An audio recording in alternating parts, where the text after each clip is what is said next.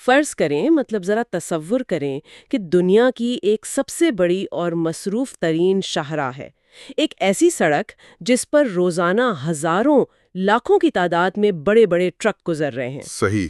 اور ان ٹرکوں میں صرف کوئی عام سامان نہیں ہے، بلکہ ان میں وہ ایندھن ہے جو پورے پورے شہروں کو روشن رکھتا ہے، لائف سیونگ ادویات ہیں، اور وہ سارا خام مال ہے جس پر دنیا بھر کی فیکٹریوں کا انحصار ہے۔ بالکل، مطلب زندگی کی بنیادی ضروریات۔ جی، اب ذرا سوچیں کہ وہ شاہراہ اچانک کسی بھی وجہ سے مکمل طور پر بند ہو جائے۔ اوہ، وہ تو ایک ڈراؤنا خواب ہوگا۔ بالکل ہوگا۔ اس کا اثر صرف اس سڑک پر پھنسی ہوئی ٹریفک پر نہیں پڑے گا، بلکہ چند ہی دنوں میں فیکٹریوں سے دھواں نکلنا بند ہو جائے گا، مارکیٹوں سے اشیاء غائب ہو جائیں گی، اور ایک عام انسان کے لیے روزمرہ کی زندگی گزارنا ہی محال ہو جائے گا۔ تحریر کردہ ایک انتہائی اہم مضمون کی بنیاد پر ایک ایسے ہی جغرافیائی راستے کا جائزہ لے رہے ہیں جو حقیقتاً پوری عالمی معیشت کی شہرگ ہے۔ آبنائے ہارمز۔ جی ہاں، آبنائے ہارمز یا اسٹریٹ آف ہارمز۔ اور ہم یہ سمجھنے کی کوشش کریں گے کہ کس طرح پانی کی ایک نہایت تنگ سی گزرگاہ پوری دنیا کے سپلائی چین کو کنٹرول کرتی ہے۔ میں اس پر بات کرنے کے لیے بہت پرجوش ہوں۔ میں بھی، لیکن دیکھیں، اس سے پہلے کہ ہم اس جغرافیائی اور معاشی بساط کو بچھائیں، ایک چھوٹی سی مگر اہم بات واضح کرنا بہت ضروری ہے۔ اچھا، وہ کیا؟ وہ یہ کہ اس موضوع میں چونکہ بین الاقوامی سیاست کا ذکر بار بار آئے گا، خاص طور پر ایران، امریکہ اور یورپی ممالک کا کردار، تو ہمارا مقصد یہاں قطعی طور پر کسی بھی ملک کی سیاسی پالیسی کی حمایت یا مخالفت کرنا نہیں ہے۔ بالکل، یہ بہت ضروری صراحت ہے۔ جی، ہم مکمل طور پر غیر جانبدار رہتے ہوئے محمد فاروق راشد کے دیے گئے حقائق اور ڈیٹا کی روشنی میں صرف اس نظام کے میکینزم کو سمجھنے کی کوشش کریں گے۔ مطلب یہ تجارتی راستہ کیسے کام کرتا ہے اور اس کے بند ہونے کے عالمی معیشت پر کیا اثرات مرتب ہو سکتے ہیں، بس اتنی سی بات ہے۔ صحیح، یہ بات پہلے ہی طے کر لینا بہت اچھا ہے۔ تو اگر ہم سیدھا اس کے جغرافیہ کی طرف آئیں تو زیادہ تر لوگ جب دنیا کے نقشے پر خلیج پارس اور بحر عرب کے درمیان اس چھوٹے سے کٹ کو دیکھتے ہیں تو انہیں اس کی اصل جسامت کا اندازہ نہیں ہوتا۔ بالکل نہیں ہوتا، نقشے پر وہ بس ایک لکیر سی لگتی ہے۔ ہاں نا، اور مضمون میں جو اعداد و شمار دیے گئے ہیں وہ واقعی حیران کن ہے۔ دنیا کے 20% سے زیادہ خام تیل کی ترسیل روزانہ اسی ایک راستے سے ہوتی ہے۔ 20%؟ یہ کوئی چھوٹا نمبر نہیں ہے۔ بالکل نہیں۔ سعودی عرب، عراق، ایران، متحدہ عرب امارات اور کویت کا تیل اسی مقام سے گزر کر بحر ہند اور پھر پوری دنیا تک پہنچتا ہے۔ لیکن اگر ہم اس کی طبعی ساخت کی بات کریں تو یہ کوئی بہت وسیع سمندر نہیں ہے نا؟ بالکل، اور یہی تو اس کی سب سے بڑی کمزوری اور طاقت دونوں ہیں۔ اگر ہم اس کی پیمائش کو دیکھیں تو اپنے سب سے تنگ مقام پر آبنائے ہرمز کی چوڑائی صرف 21 میل ہے، یعنی تقریباً 33 کلومیٹر۔ 21 میل؟ مطلب یہ تو ایک شہر کے ایک سرے سے دوسرے سرے جتنا فاصلہ ہے۔ جی ہاں، لیکن بات یہاں ختم نہیں ہوتی۔ سمندر میں جہاز کہیں سے بھی اپنی مرضی سے نہیں گزر سکتے، انہیں مخصوص گہرے پانی کے راستوں یعنی شپنگ لین سے گزرنا ہوتا ہے۔ اچھا، تو وہ شپنگ لینز کتنی چوڑی ہیں؟ آپ حیران ہوں گی، اس 21 میل کے اندر جو اصل شپنگ لینز ہیں وہ ہر سمت میں صرف 2 میل چوڑی ہیں۔ صرف 2 میل؟ ارے واہ! جی، مطلب اتنے بڑے بڑے سپر ٹینکرز جو لاکھوں بیرل تیل اور ہزاروں کنٹینرز اٹھائے ہوئے ہیں، وہ صرف 2 میل کی چوڑائی والے ایک انتہائی تنگ راستے سے گزرنے پر مجبور ہیں۔ یہ تو بہت ہی خطرناک معلوم ہوتا ہے۔ مطلب اتنے بڑے جہاز آپس میں ٹکرا بھی تو سکتے ہیں۔ بالکل، اور اسی لیے ان دونوں لینز کے درمیان تصادم سے بچنے کے لیے مزید 2 میل کا ایک بفر زون یا نو نیویگیشن زون ہوتا ہے۔ توانائی جو پوری عالمی معیشت کو چلاتی ہے وہ روزانہ صرف 2 میل چوڑی ایک سڑک سے گزر رہی ہے۔ 100% ایسا ہی ہے۔ یہ تو ایسا ہے جیسے آپ کسی بہت بڑے شہر کا سارا ٹریفک ایک سنگل لین والے پل پر ڈال دیں۔ بہت زبردست تشبیہ ہے۔ ٹیکنیکی زبان میں یہ ایک کلاسک چوک پوائنٹ یا تنگ گلا ہے۔ اور یہاں ایک اور غلط فہمی کو دور کرنا بھی بہت ضروری ہے۔ کیسی غلط فہمی؟ ہم عموماً اسے صرف تیل کی گزرگاہ سمجھ لیتے ہیں، حالانکہ حقیقت یہ ہے کہ جدید دنیا کی معیشت صرف خام تیل پر نہیں چلتی۔ اس تیل کے ساتھ ساتھ مایا قدرتی گیس جسے LNG کہتے ہیں، اس کا بھی تو ایک بہت بڑا حصہ یہیں سے گزرتا ہے نا؟ بالکل، خاص طور پر قطر سے نکلنے والی گیس، جس پر ایشیا اور یورپ کا بہت زیادہ انحصار ہے۔ صحیح۔ اور صرف یہی نہیں، پیٹروکیمیکلز، پلاسٹک بنانے کا خام مال اور بے شمار صنعتی سامان بھی اسی راستے کا محتاج ہے۔ مطلب اگر یہ راستہ بند ہوتا ہے تو صرف پیٹرول پمپ خشک نہیں ہوتے، بلکہ کیمیکل اور مینوفیکچرنگ انڈسٹری کا سانس بھی رک جاتا ہے۔ بالکل رک جاتا ہے۔ ہر وہ چیز جو پلاسٹک سے بنی ہے یا جس میں کیمیکلز استعمال ہوئے ہیں، وہ سب متاثر ہوتی ہیں۔ اس سے مجھے آج کل کی انڈسٹری کے اس ماڈل کا خیال آتا ہے جسے جسٹ ان ٹائم مینوفیکچرنگ کہا جاتا ہے۔ ہاں، وہ تو اس پورے مسئلے کی جان ہے۔ جی، اگر ہم اسے اپنے سننے والوں کے لیے ایک عام فہم انداز میں سمجھنے کی کوشش کریں تو یہ ایک ہائی سپیڈ ریلے ریس کی طرح ہے۔ Relay race? دلچسپ، کیسے؟ دیکھیں نا، ریلے ریس میں ایک رنر دوڑتا ہوا آتا ہے اور اپنا بیٹن دوسرے کے ہاتھ میں دیتا ہے اور ریس چلتی رہتی ہے۔ اگر ایک رنر بھی گر جائے یا لیٹ ہو جائے تو پوری ٹیم ہار جاتی ہے۔ بالکل صحیح کہا آپ نے۔ آج کل کوئی بھی فیکٹری اپنے پاس مہینوں کا خام مال گودام میں جمع کر کے نہیں رکھتی۔ اگر گاڑی بن رہی ہے تو اس کا اسٹیئرنگ ویل، اس کی مائکرو چپس اور اس کے دروازے اسی دن فیکٹری پہنچتے ہیں جس دن انہیں گاڑی میں لگنا ہوتا ہے۔ جی، تاکہ گودام کا کرایہ اور سٹوریج کی لاگت بچائی جا سکے۔ بالکل۔ تو میں یہ سوچ رہی تھی کہ اگر ہرمز کے اس چوک پوائنٹ پر کوئی رکاوٹ آ جائے تو اس ریلے ریس کا کیا بنتا ہے؟ وہ ریلے ریس اسی لمحے کریش کر جاتی ہے، اور اس کا میکانزم سمجھنا بہت ہی چشم کشا ہے۔ بتائیں۔ جب آبنائے ہرمز میں ٹریفک رکتی ہے تو وہ سپر ٹینکرز اور کارگو جہاز جو فیکٹریوں کے لیے وہ مائکرو چپس یا خام مال لے کر آ رہے تھے، وہ سمندر میں ہی پھنس جاتے ہیں۔ صحیح۔ اب وہ فیکٹری جو جسٹ ان ٹائم ماڈل پر چل رہی تھی اور جس کے پاس صرف 2 دن کا بیک اپ سامان موجود تھا، اسے مجبوراً اپنی پروڈکشن لائن بند کرنی پڑتی ہے۔ ارے واہ، صرف 2 دن میں؟ جی، اور اس کی سب سے بڑی مثال یہ ہے کہ ایک $30,000 کی گاڑی صرف اس لیے فیکٹری سے باہر نہیں آ سکتی کیونکہ اس کا $50 کا ایک چھوٹا سا پرزہ سمندر میں کسی جہاز پر پھنسا ہوا ہے۔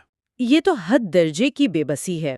اور جب پروڈکشن رکتی ہے تو اس کا مطلب ہے کہ فیکٹری کا منافع گرتا ہے، اور جو لوگ اس اسمبلی لائن پر کام کر رہے ہیں ان کی شفٹیں منسوخ کر دی جاتی ہیں یا انہیں نوکری سے ہی نکال دیا جاتا ہے۔ بالکل، یعنی ایک جغرافیائی مسئلے کا سیدھا اثر ایک عام مزدور کی تنخواہ پر پڑ رہا ہے جو شاید دنیا کے دوسرے کونے میں بیٹھا ہو۔ ہاں، اور یہ تو صرف اس کا ایک چھوٹا سا پہلو ہے۔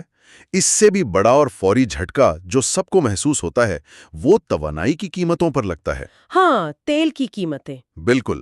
مضمون میں یہ بڑی واضح مثال دی گئی ہے کہ جیسے ہی مارکیٹ کو یہ بھنک بھی پڑتی ہے، صرف افواہ کی حد تک، کہ ہرمز کا راستہ بند ہو سکتا ہے یا خطرے میں ہے، تو خام تیل کی قیمتوں میں ایک دم سے ہوش ربا اضافہ ہوتا ہے۔ مطلب پینک بائنگ شروع ہو جاتی ہے۔ جی ہاں، فرض رہیں کہ تیل $100 فی بیرل پر ٹریڈ ہو رہا ہے، وہ راتوں رات چھلانگ لگا کر $150 یا اس سے بھی اوپر جا سکتا ہے۔ او میرے خدایا! اور جب تیل کی قیمت بڑھتی ہے تو دنیا میں حرکت کرنے والی ہر چیز کی لاگت بڑھ جاتی ہے۔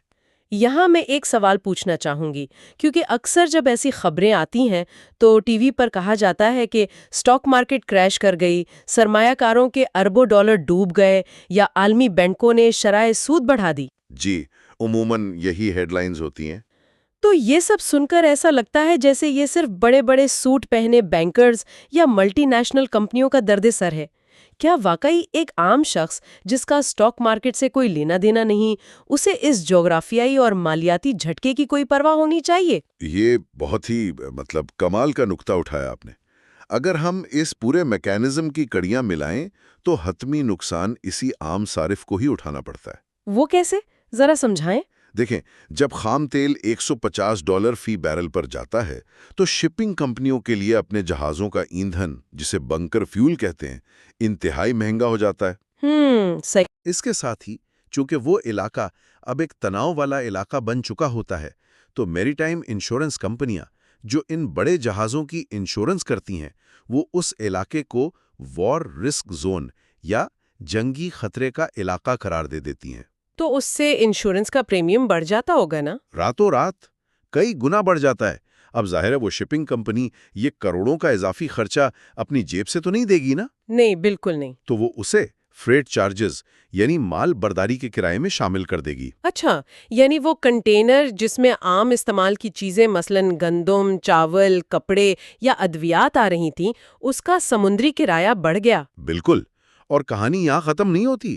جب وہ مہنگا کنٹینر آپ کی بندرگاہ پر اترے گا اور اسے ٹرک پر لاد کر شہر کی مارکیٹ تک لایا جائے گا تو اس ٹرک کے ڈیزل کی قیمت بھی تو پہلے ہی آسمان پر جا چکی ہوگی۔ 100% درست۔ اور اس ساری مہنگائی کا بوجھ، وہ انشورنس پریمیم، وہ مہنگا ڈیزل، وہ سب اس ریٹیل سٹور کی شیلف پر موجود اس چیز کی قیمت میں شامل ہو جائے گا۔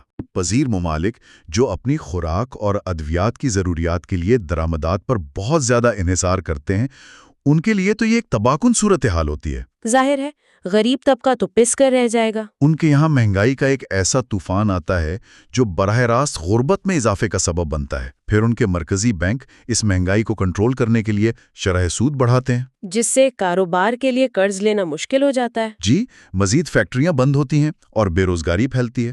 یہ ایک ایسا معاشی ڈومینو ایفیکٹ ہے جس کی پہلی اینٹ آبنائے ہرمز میں گرتی ہے اور آخری اینٹ ایک عام انسان کے کچن میں آ کر لگتی ہے۔ یہ تو واقعی ایک انتہائی خوفناک زنجیر بنتی جا رہی ہے۔ لیکن اگر یہ صورتحال اتنی ہی خطرناک ہے اور اس ایک راستے پر پوری دنیا کا انحصار ایک خودکش حکمت عملی جیسی لگتی ہے، تو دنیا دوسرے راستے کیوں نہیں اپناتی؟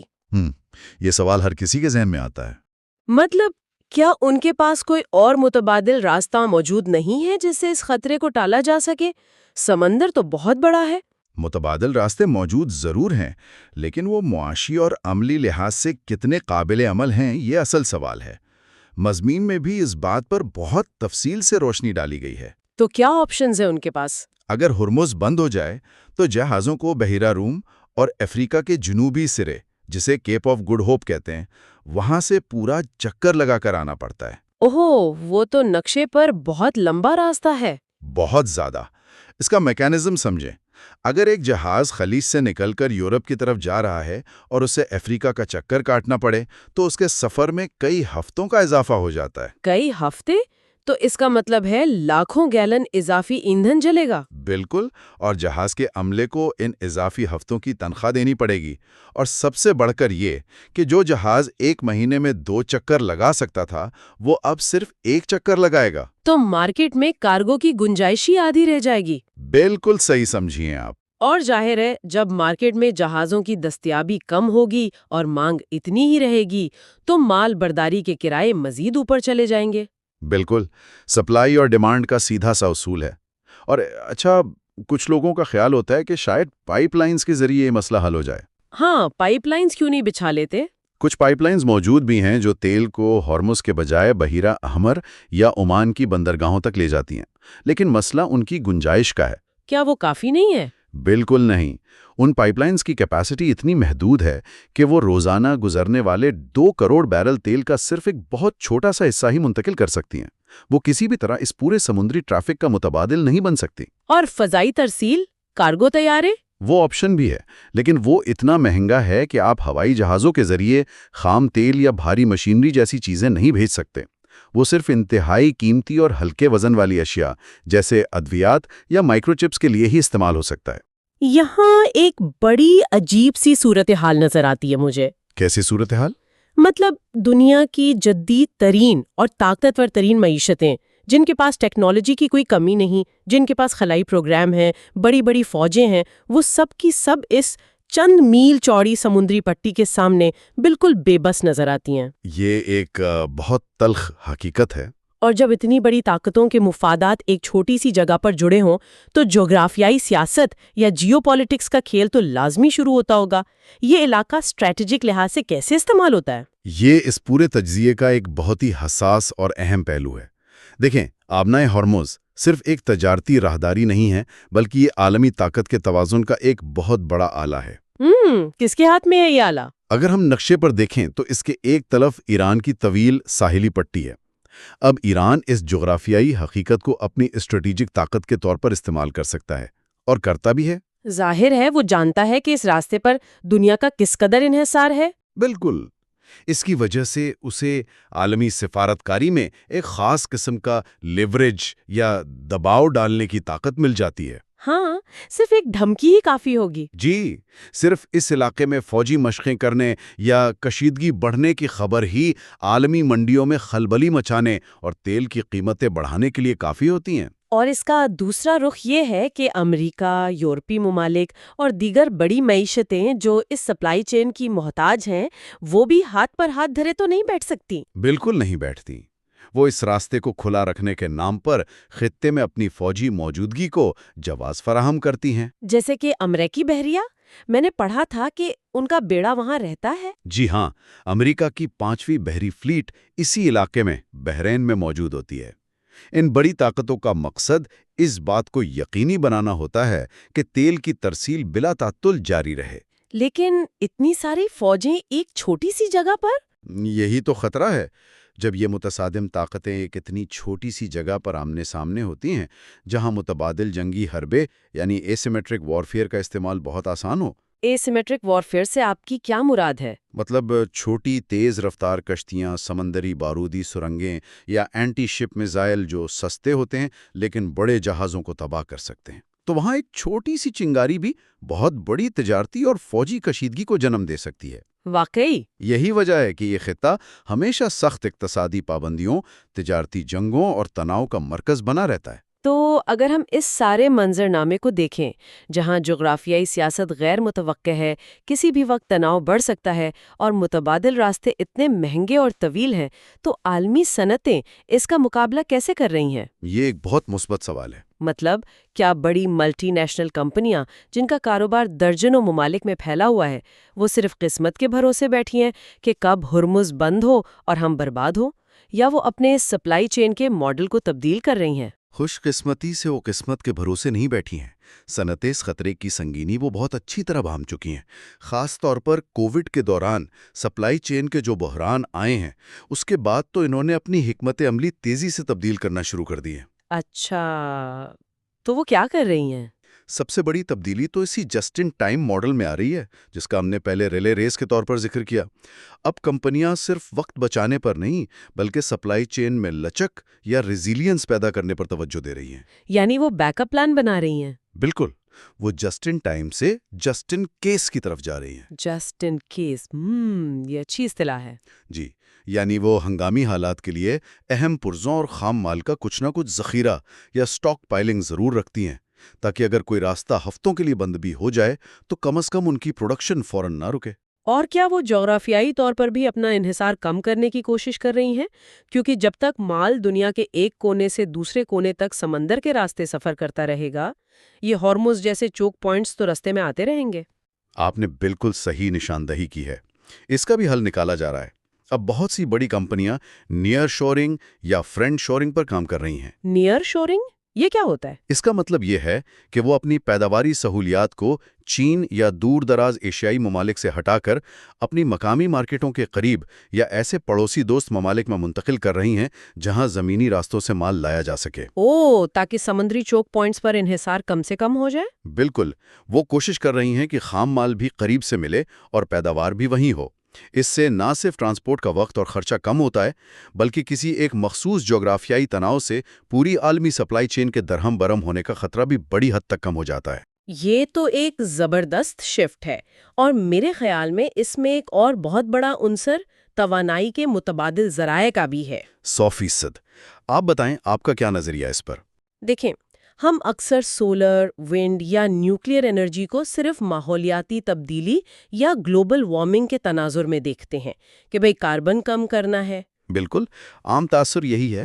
لیکن محمد فاروق راشد کے مضمون کے حقائق پڑھ کر یہ بات واضح ہوتی ہے کہ قابل تجدید توانائی دراصل قومی سلامتی اور معاشی بقا کا بھی ایک بہت بڑا ہتھیار ہے۔ بہت خوب، یہ ایک زبردست تجزیہ ہے نا؟ اگر کوئی ملک اپنی توانائی کی ضروریات کے لیے سورج یا ہوا پر انحصار کرتا ہے تو اسے آبنائے ہرمز سے آنے والے تیل کے ٹینکرز کا انتظار نہیں کرنا پڑے گا، وہ خود کفیل ہو جائے گا۔ آپ نے بالکل اصل نبض پر ہاتھ رکھا ہے۔